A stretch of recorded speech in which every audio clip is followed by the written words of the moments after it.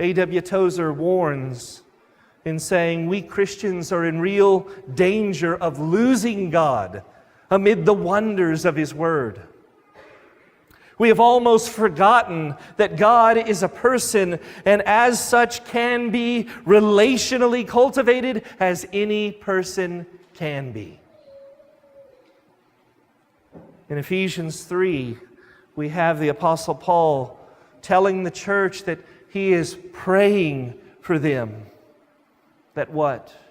They would have the strength to know, to comprehend, to grasp, to understand, to acknowledge the love of Christ that surpasses knowledge. Surpasses knowledge.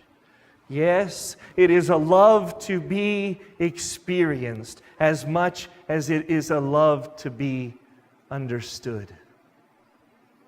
So please, brethren, do not fear what you should not live without. John Flavel, the English Puritan, speaking of Romans 5:5, he said this: ecstasy and delight are essential to the believer's soul, and they promote the believer's sanctification. We were not meant to live without spiritual exhilaration. And the Christian who goes for a long time without the experience of heartwarming will soon find himself tempted to have his emotions satisfied from earthly things and not as he ought from the Spirit of God. He goes on to say, the soul is so constituted that it craves fulfillment from things outside itself and will embrace earthly joys for satisfaction when it cannot reach spiritual ones.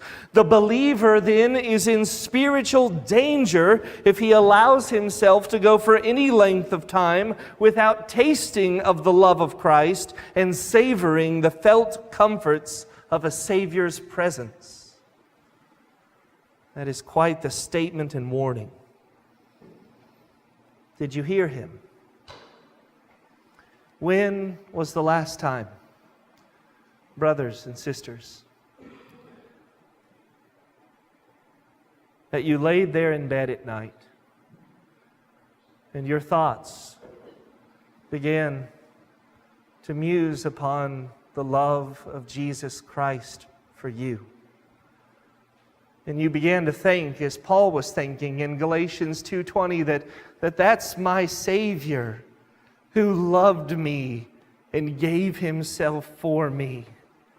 And there, in the dark of the night, you began to be stirred, you got a little emotional, and you began to be overwhelmed at the notion, why me, God? Why me? And there you lay, relishing, delighting in the love of Jesus Christ for you.